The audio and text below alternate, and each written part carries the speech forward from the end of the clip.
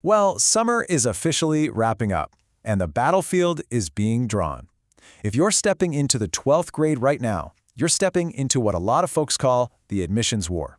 But listen, panicking, that's not going to secure your victory. Strategy will. So welcome to this analysis guide. I'm here to walk you through a highly structured, truly tactical approach to the months ahead. By transforming all this chaos into a really clear chronological checklist, we're going to make sure you don't miss a single critical detail. Take a breath, settle in, and let's map out your path to a successful college admission. We've got a lot of ground to cover, but don't worry. This overwhelming period is completely manageable if we take it step by step. Here's our battle plan. We'll start with Phase 1, the admission strategy, then move to Phase 2, core preparation tasks. After that, we'll hit Phase 3, the October checklist, followed by Phase 4, the November checklist, and finally, Phase 5, finalizing your journey. Okay, let's dive into this. Section 1, the admission strategy, and really setting the stakes for the upcoming battle. As you can see right here on this timeline, these are the absolute non-negotiable anchors of your fall season. If you're aiming for early admission, early action, or early decision, your absolute drop-dead deadline is November 1st. Targeting the University of California system, your deadline is firmly set at November 30th. And for regular decisions, particularly at those prestigious private universities, you're looking at January 1st. Honestly, these dates dictate everything we do from this moment forward. There is a rigid urgency here, folks. We just don't have the luxury of time, which is exactly why your preparation has to start today. Moving right along to Section 2, core preparation tasks. Before we hit those monthly execution checklists, we absolutely must lock in these foundational strategy elements immediately. And this brilliantly illustrates how the rules of engagement have fundamentally shifted this year. To build a strong foundation, we have to look at the cornerstone of your application, the essay. The Common App essay has changed completely. It used to be that you were restricted to a 500-word limit, but you had the total freedom of a topic of your choice. Well, that freedom is gone. The new rules bump you up to 650 words, but you are now confined to very specific, targeted prompts. This means you can't just write a generic one-size-fits-all essay and force it to work. You've got to align your narrative exactly with what the colleges are asking you. To break that down, here are the 5 new prompt categories you have to choose from. Ask yourself, do you have a background story so central to your identity that your application would practically be incomplete without it? Can you vividly recount a major failure? And, more importantly, the specific lessons you took from it? Have you ever bravely challenged a deeply held belief? Could you describe a place where you're just perfectly content, or an event that clearly marked your transition from childhood to adulthood? You really need to begin brainstorming deeply on these specific themes today. Next up, digitizing your student profile, and you need to do this immediately. I'm speaking directly to both parents and students right now. Please do not rely on your memory. If you wait until the deadlines are right in your face to write down your awards, your volunteer hours, and your leadership roles, the pressure is absolutely going to cause you to forget crucial achievements. Trust me on this. Open a document on your computer right now and meticulously list out every single thing you've accomplished since the 9th grade. Now take a deep breath and look at this massive number, 3,000. I want this number to serve as a massive emotional relief valve for you. There is this pervasive, incredibly stressful myth out there that if you don't get into an Ivy League school, your academic career is a total failure. That is categorically false.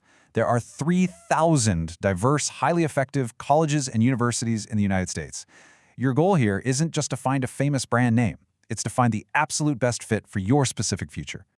Let me prove this to you by looking at liberal arts colleges. Schools like Harvey Mudd, Pomona, Claremont McKenna, and Swarthmore, they might not have the global household brand recognition of an MIT or a Stanford, but they offer truly elite, world-class educations.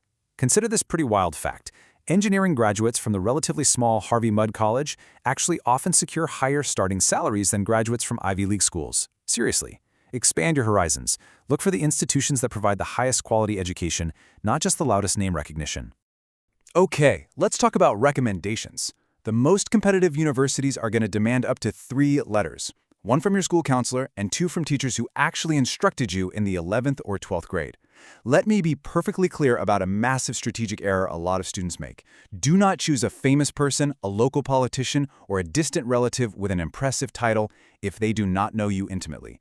Admissions officers can spot a generic copy-paste letter from a mile away.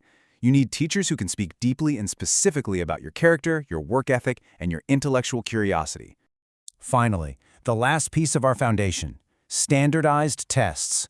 Yes, we all know many schools have shifted to test optional policies. However, make no mistake about this. If you are a high achiever who is capable of securing a top SAT or ACT score, submitting it absolutely gives you a critical competitive edge.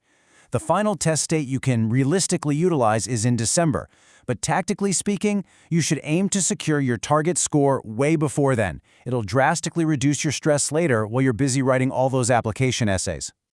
All right, Section 3, the October checklist. This is our execution phase 1.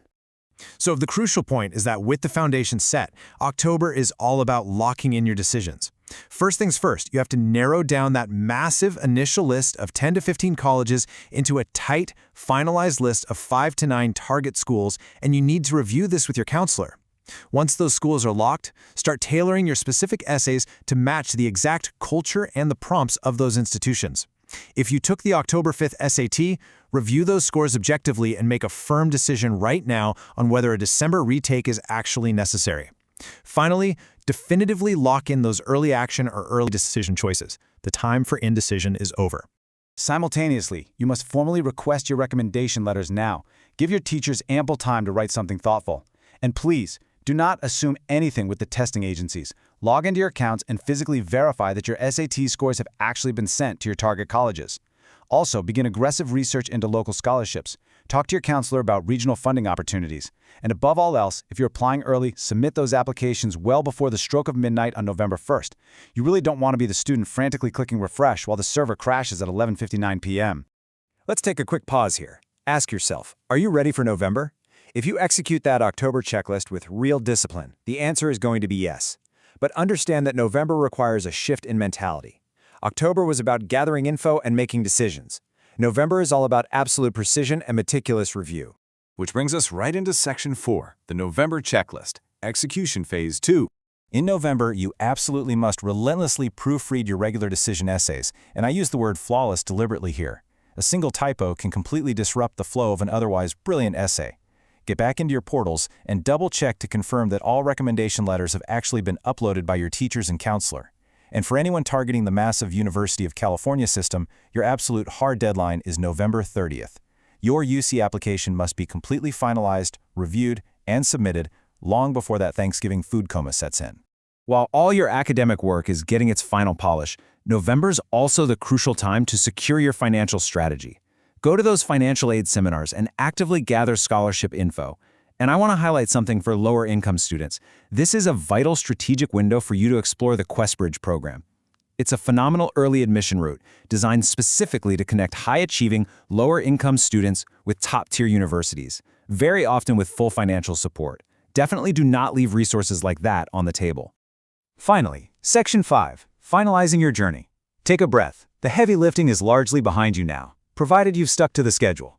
I want you to consider this insight from ECC Director Lee Yoon-suk, who is an incredibly experienced college counselor and mathematics head. He says, checking these items off meticulously will lead to a flawless finish. There is just profound truth in that simplicity. Look, the college admissions process isn't magic. It's certainly not a lottery. It is simply the result of long-term preparation meeting meticulous step-by-step execution. Your hard work over the last 3 years is incredibly valid, and trusting this structured checklist will safely guide all that hard work right into the hands of the admissions officers. Your timeline is crystal clear. Your foundation is defined. Your October and November execution plans are entirely locked in place. The strategy is set. The only variable remaining right now is your action. So what is the very first move you will make today to claim your victory? Take control of this process right now and get to work.